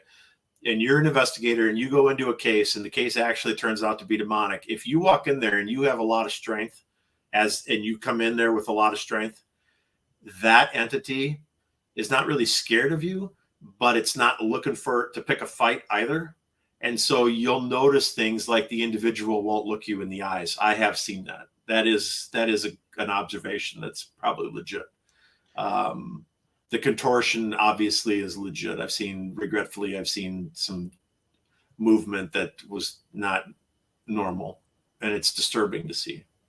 But yeah, the rest of that list is horseshit. Sorry. Yeah, although I have heard, and I still kind of laugh about it, is people saying when you sneeze, you're expelling your inner demons. Yeah. So anytime I sneeze, I'm like, I let it go. I'm like, yeah, I am clean. Yeah. I sneeze really loud. And I've had people tell me that. They're like, man, you must have had a whole lot of negative shit you got out of that one, man. Holy Christ, what the hell was that? I'm like, that was me sneezing. They're like, wow, you must feel so much better. Yeah. Well, my sinuses are clear. I mean, if that's what you mean by feeling better, I don't have any like dust in my nose anymore itching me. Yeah. So, I mean, basically, if you have a bodily function, you may have a demon. No, I'm going to say no. Yeah, and I agree. And that's the reason why I read that list, because if you come across people who think that just sneezing means that you might have a demonic presence in you, you need to leave that site immediately, because they don't particularly know what they're talking about. I would say, regretfully, read everything you see on the web for entertainment purposes only. For the most part, there are some legitimate things that I come across. Not all the time, though. I mean, some of the topics that we choose, like I've said, like we were talking about last week, I type in subject matter and it pulled up Lady Gaga is going to stop singing because of this. And it gave me advice on like plumbing and one other thing. And I'm like, what? And I even read them to you and we were laughing about it. And I'm like, what the hell does that have to do with what I just typed in to my search engine? There is absolutely no association whatsoever with what I just was looking for with what the hell was presented to me. So keep that in mind as you're listening to this, as our listeners are listening to this, that if you're going to do research, you have to dig around to find stuff. There is good stuff out there, but you have to dig around and get past the pages like the one that Mike just read from. When you see stuff like that, just stop, click it, get rid of it, go back to your search engine and, look a little deeper. I always tell Mike, I skip over the first 3 to 5 pages. I always start at page 6 to 8, somewhere in that neighborhood. And that's where you find things like newspaper articles, scriptures from books, stuff like that, or people talking about have written research papers. That's where those type of things show up at later in the search engine. So I just want to throw out a couple more things, and I think is very important. So obviously we were talking about the telltale signs of possession, and that's obviously superhuman strength, speaking in language the victim doesn't know. But here's one that we haven't brought up that I think is kind of common knowledge, but maybe not exactly how to do it, and that is inordinate aversion to holy objects. Absolutely. One of the things that Ed Warren was known for when he had a possible demonic case was quietly, while they were distracted talking to Lorraine or the parents or whatever, would walk up behind somebody with a holy cross and hold it to the back of their, just not even touch it, behind their head. Because they'll be like, whoa, they'll react to it in a very negative sense. I've done that. After I did that, after reading the Warren's book and reading that he did that, that was one of the things I was like, that's an incredible thing. I never even thought of that. Obviously, I took that idea and I tried it a couple times, and I only had one time that I had a reaction where I actually did that, and the lady immediately spun around and just glared at me, just like serious, like the look of death. You know what I mean? Like she wanted to carve me into little pieces. Never said anything to me, but she didn't have to. The look in her eyes spoke a million words. She didn't have to say anything verbally. Yeah. And I was like, okay, obviously something's going on here. Is she possessed? I'm not saying she was possessed. Is there something going on? There's an aversion to holy objects, obviously. Yeah, there have been a couple of cases that I have done where, it's a possible negative entity, and I have just asked somebody, in the household that maybe is the target. I'm just like, can you hold this for me? And we'll give them like a rosary or something like that. And so far they've always done it and they never had an issue. So I'm like, that's very good news. So, I mean, obviously if you see any of these telltale signs, whether it's in yourself, a family member, a friend, seek help immediately from whatever religious thing you follow. If you don't follow a religious type thing, you don't know who to talk to, contact a paranormal team. They will. If they want to do it themselves, I would look into them wholeheartedly and very, very deeply to see if they can actually do it. Because there's a lot of people who claim to be demonologists and stuff like deliverance men that have no idea what they're doing. Go talk to a local. If they present you with a certificate telling you they took an online class for $29 and they're a registered demonologist, run away screaming. Exactly. And here's the reason why we say that, and I'll just interject this super quick, because if you don't do it right, the situation is going to get 100 times worse immediately. Yeah. And the person who's going to pay the price is the person who's already being targeted. The victim is going to be the one who pays the price here. Nobody else. Yeah. This is where things get very, very delicate and intense, and you need to make sure that you're not just calling, Bob's Paranormal Services No. and trying This to is bring not them where in. you dial for dollars. This is where you get personal references, like and legitimate, somebody legitimately come in. And if the first thing they want to do is an exorcism, kick them out of the house. Yeah, because they need to understand what's happening long before that word exorcism ever comes out of anybody's mouth. Yeah. I'm just going to throw this out there right now just to make sure you understand exactly how deeply somebody needs to understand what they're doing. Scott, my investigator on my team, he's been on the show many times before. He is a minister. He went to seminary school. We had a case where he might have to do an exorcism, and I asked him about it. And he pretty much told me that the day or the week they were doing exorcism in seminary school, even the teacher was like, we're going to teach you this, but you're never going to need it. So he didn't really know. So, I mean, I don't even think that I would use Scott. I trust him with every fiber of my being, but sometimes things are just too important. You need to go to the top. Yeah. And the other thing is if you want to go to a Catholic priest for whatever, you're going to want to contact the paranormal team anyway, because the Catholic priest is going to need proof. Right. They're going to need proof, and then they have to get permission from the bishop. The bishop has to take it and get permission from the Vatican. The Vatican comes back and either says yes or no. But they're going to need visual proof, some type of proof of what's happening to you. Yeah. So, I see Bishop Long do it all the time. I have a case in this area. Is there a paranormal team who can go and investigate this for me? Because we need proof. Right. We need documentation of what's happening here. Exactly. So that's it for this week. We hope that we have shined some light on some things, and I don't know if we made you feel more comfortable. You're all going to have nightmares tonight, but hopefully we enlightened you in a positive way. Exactly. So if you ever, again, we say this all the time, if you ever have questions, whether, and you don't even want them to be part of the on the air or whatever, you want to contact Dave and I, OdysseyFilesRadio@gmail.com. Just be like, heard your show. This is what's going on. What do you guys think? We don't have to put it on the show if you don't want it to. Nope. We're here to help. So if you ever have any questions, we can help. So if we can't help, we will point to the people who can. Yeah, we got a whole network of people. Yes, we do. So we'll be back next week with another brand new episode. Hope that you will stay healthy and stay safe. And we'll see you next week. Everyone, have a great night.